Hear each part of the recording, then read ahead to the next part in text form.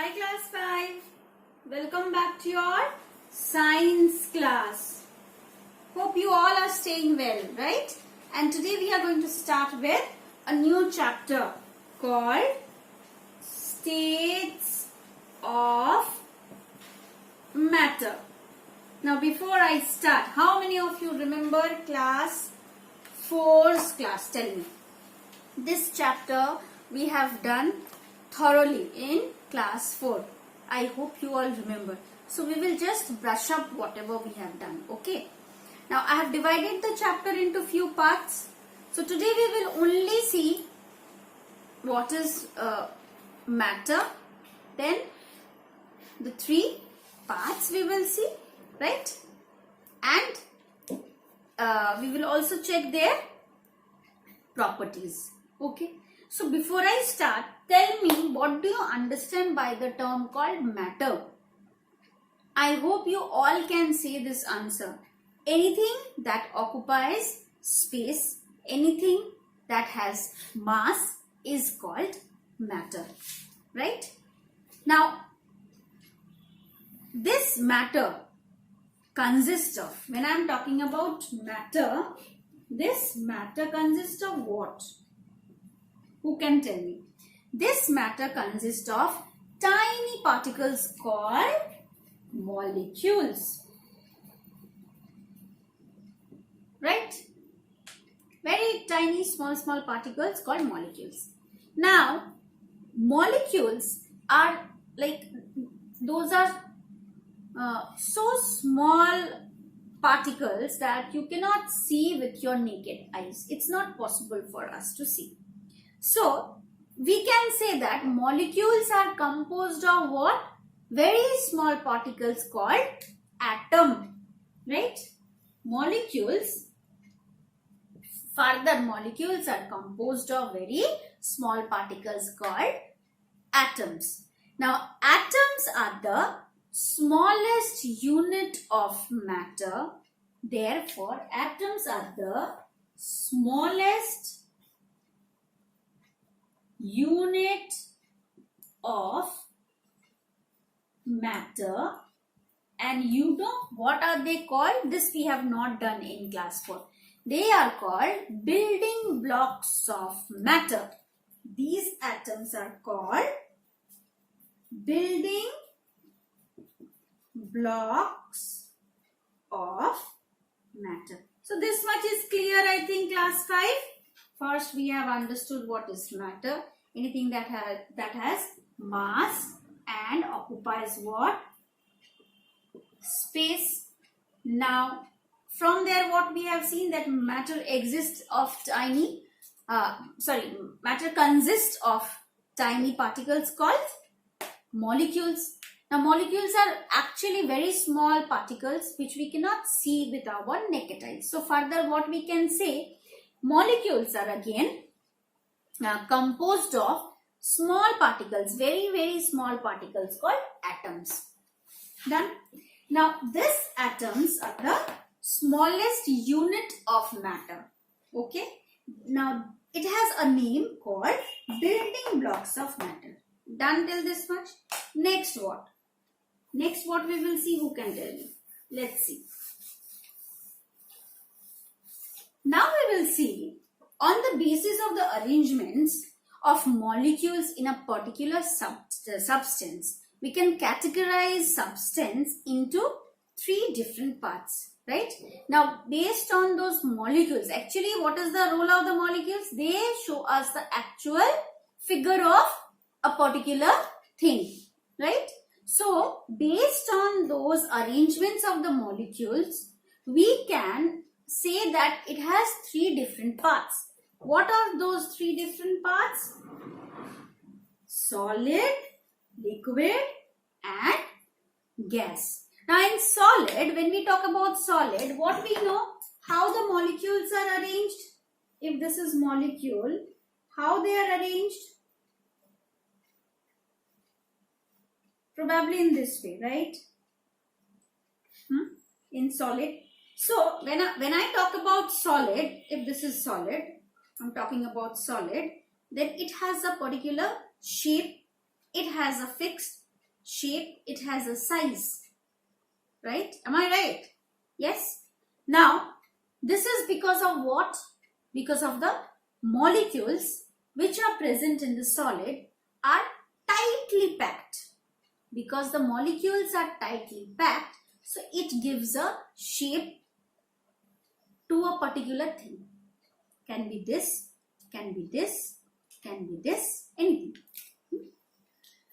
There is a strong force of attraction between the molecules of a solid. Means the force of attraction is very strong in molecules. Here, in this molecules, in the solid, the force of attraction is very strong. So they are tightly packed, arranged. Okay. Because of this reason, like any of the solid thing or solids have particular properties. They have their properties, right? That also we have learned. So what can be their properties? Like the solids have fixed shape, then they have a fixed volume, anything. It's occupying space, no? So volume, right? They have a size, a definite size is given to this, right? They occupy space, of course, occupy space. This also occupies space, right? This board occupies space, and solids cannot flow. No matter how hard I try, I cannot make this substance flow, right? So what we have seen in solid, because of the molecules only, remember this thing, very important, because of the molecules, solid, liquid and gas, we get the differences. And because of the molecules only, this pattern we get, that solids are having fixed shape, size. Why? Because the molecules are very closely packed.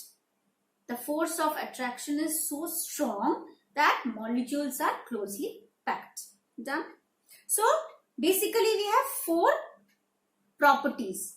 First, the solids have fixed shape, they have a fixed volume, they have a definite size, they occupy actually space, and you can say solids cannot flow. Done? This is all about solid. However, the shape of some solids can be changed by applying force. Those are soft ones. Let's see. The molecules in a solid are arranged in a definite pattern. Example, sugar, crystal, diamonds. When a solid is broken into pieces, it does not flow and it doesn't become liquid. It's not a liquid. Each piece still holds the definite pattern in which its molecules are arranged. Of course, see, when I talk about this, even if I break this, it will break into pieces, but it cannot flow. If I tear this, what will happen?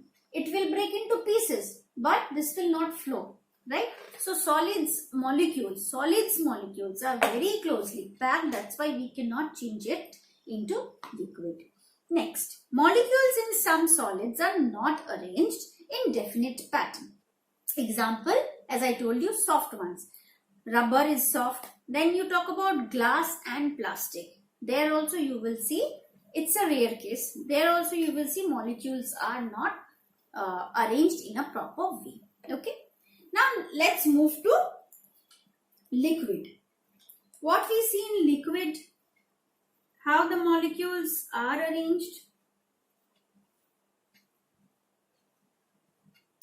right? So the molecules in liquids are not tightly packed. Now they have weak force.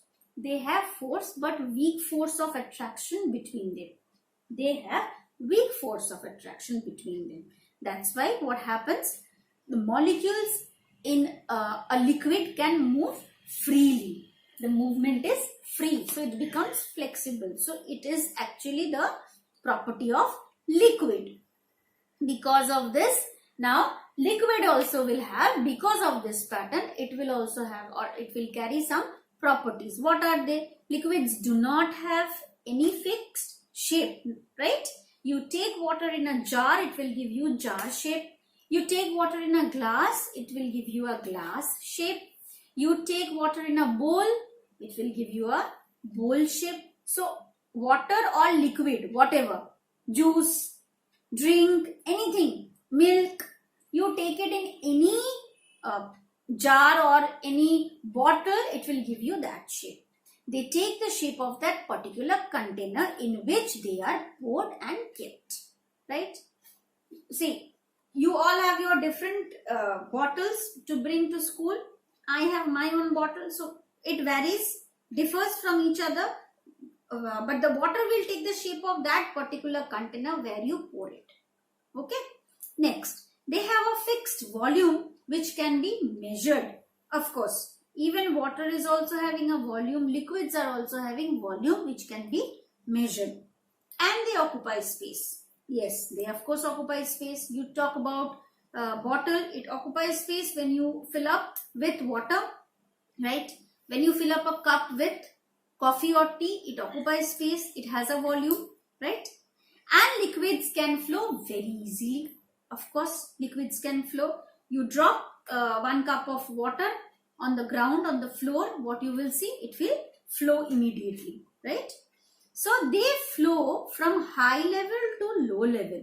Water, petrol, soft drink and milk are some liquids. So liquids also have 4 properties. Let's move to gas now, the last one.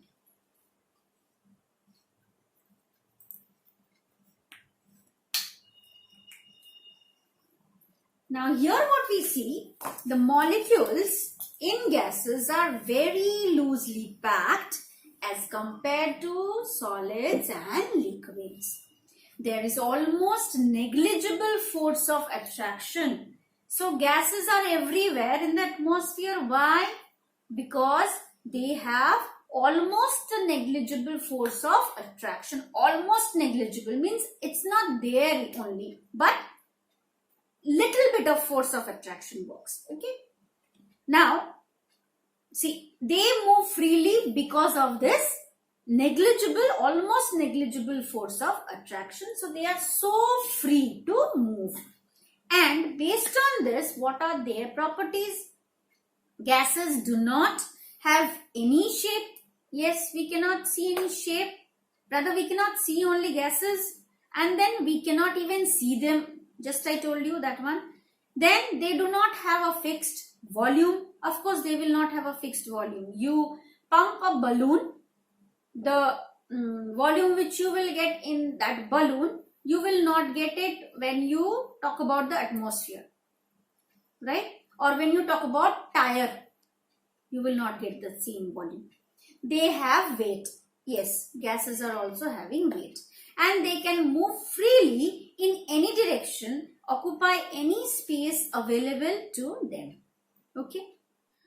So our atmosphere is also made up of different gases, right? And those different gases are also important for our survival. Now we can find nitrogen, oxygen, carbon dioxide, out of which what is very important? Carbon dioxide, oxygen, important for our survival on Earth, right? So see, it's so free to move in the atmosphere that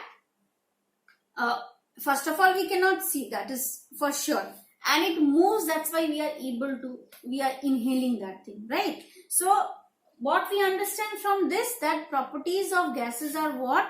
They do not have any fixed shape, but they you cannot see also. You cannot see gases through your eyes. Then they have weight that we have seen. They can move freely and wherever they get space, they avail that space. And last one we have seen, they do not have any fixed volume. That is also important. So actually this states of matter, we need to talk about this molecules. This is the main thing that plays the main role. From here we came to know about solid, liquid and gas. Okay. Then we have seen the properties, the different properties of solid, liquid and gas. Why we need to know the properties? To understand anything, any particular thing, when we observe, when we see, we can understand, identify, is it a solid, is it a liquid or gas form. Okay. So today we have done till this much, first part, which you have already done in class 4. Next class we will be doing solubility of substances in water. Okay, and next class I will show you few things like as we have done in class 4. Few of the things solubility we have shown you now with water. That thing I will do. Okay, so today till this much. Take care.